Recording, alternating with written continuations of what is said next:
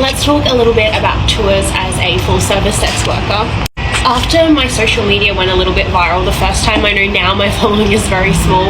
I've had about 5 accounts now. One was up to 100,000 on TikTok. The most recent one was 42 before it was banned. So as I started to grow in following, I obviously gained reach, and I was hitting people's FYP outside of Brisbane, and I had a lot of people wanting to book me, but that were in different locations.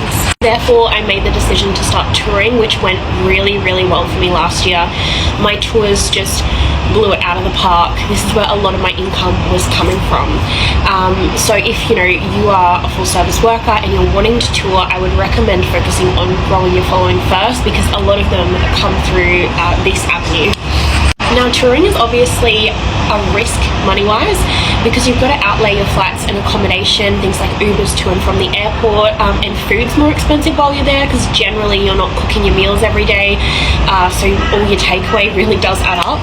And if you're the type of worker who likes to explore and enjoy the place you're in, go out and do activities while you're there, that's all going to be costing you a lot of money as well. Given touring is such a high risk, most workers will have a minimum amount of bookings they need pre-booked before they head to a location.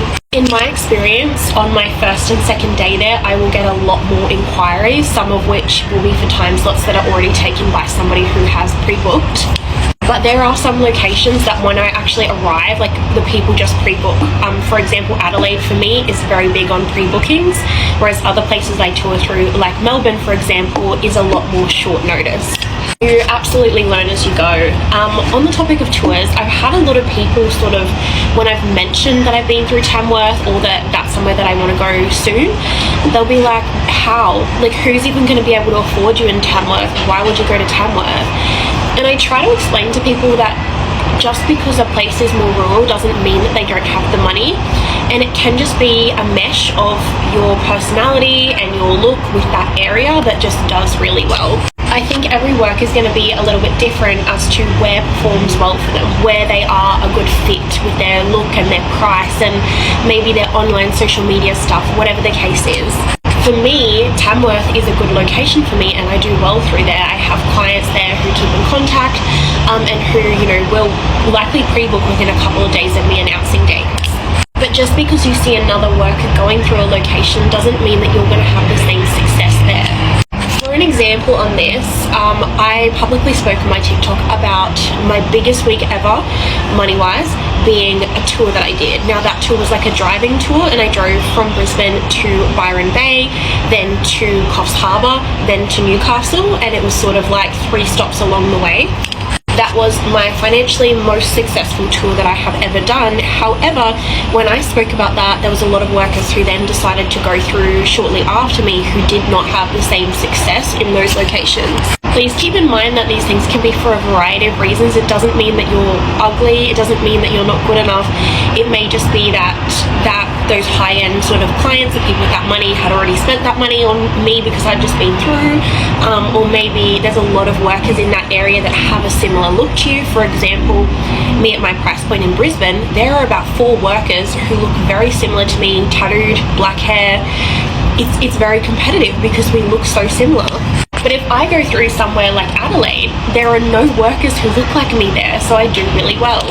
I just kind of want this video to sort of preface, like, if you see me doing really well through a particular location, that doesn't necessarily mean it's going to do well for you. And if you're in a position where money's tight and a tour is a big risk, just because I've made a lot of money in a location doesn't mean that you will as well. You may well do. I'm not saying that you won't, but I wouldn't risk your entire savings account to go and do a tour just because you've seen somebody else do well there. I really hope that's coming off the way that I intend it to and not coming off rude or impolite. I just don't want to see girls putting themselves in a tough situation because they're, trying to replicate somebody else. On that note, I do have some tours coming up, so I think it's 6 days from now, I will be heading to Melbourne for 4 days, and then from Melbourne, I'll be flying straight to Perth for 4 days. Now, for me personally, because I have so many locations to visit, with the tours, I generally only head through each location once a year. The exception to that is Adelaide. I will always hit twice because my Adelaide clients are incredible for pre-bookings. It is the most blissful tour I do, and I see generally the same clients over and over again. Everywhere else only gets the chance to see me the one time that I go through for the year, unless I end up with a fly me to you or something like that. I might extend a couple of days to tour. But yes, so Melbourne and Perth are coming up. The next two that I am looking at after that are Tamworth, obviously. That's one that I really want to go to again.